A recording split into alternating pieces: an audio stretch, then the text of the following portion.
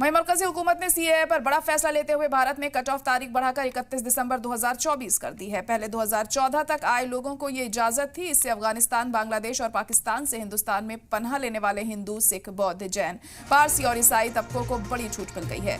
मरकजी वजारत दाखिला ने हाल ही में जारी एक हुक्म में कहा है कि 31 दिसंबर 2024 तक भारत में दाखिल होने वाले इन तबकों के लोगों को पासपोर्ट या दूसरे ट्रैवल दस्तावेजों के बिना भी भारत में रहने की इजाजत दी जाएगी।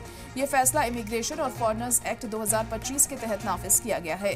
वजारत दाखिला के मुताबिक पड़ोसी ममालिक पाकिस्तान, अफगानिस्तान और बांग्लादेश में इस्तेहसाल के खौफ से भारत आए हिंदू, सिख, बौद्ध, जैन, पारसी और ईसाई समुदाय के लोग बिना वैलिड दस्तावेजों के भी भारत में रह सकते हैं। ये रूल्स उन लोगों के लिए खास तौर से नाफिज होगा जिनके पास कोई वैलिड दस्तावेज नहीं है या जिनके दस्तावेजों की वैलिडिटी खत्म हो चुकी है। इस कदम से खासकर 2014 के बाद पाकिस्तान से भारत आए हिंदू तबके के लोगों को बड़ी राहत मिलेगी, जो अपने मुस्तकबिल को लेकर फिक्रमंद थे। ये छूट उन तिब्बती शहरियों के लिए भी है जो पहले से भारत में रह रहे हैं या एंट्री के वक्त मुतालिक रजिस्ट्रेशन अफसर के पास रजिस्ट्रेशन करवाकर सर्टिफिकेट ले चुके हैं। वाज़ेह रहे कि 1955 के कानून में बदलाव के लिए 2016 में सिटीजन अमेंडमेंट एक्ट 2016 पेश किया गया था और 12 अगस्त 2016 को इसे ज्वाइंट पार्लियामेंट्री कमेटी के पास भेजा गया। कमेटी ने 7 जनवरी 2019 को रिपोर्ट सौंपी थी। वजीर दाखिला अमित शाह ने 9 दिसंबर 2019 को लोकसभा में सीएबी पेश किया था।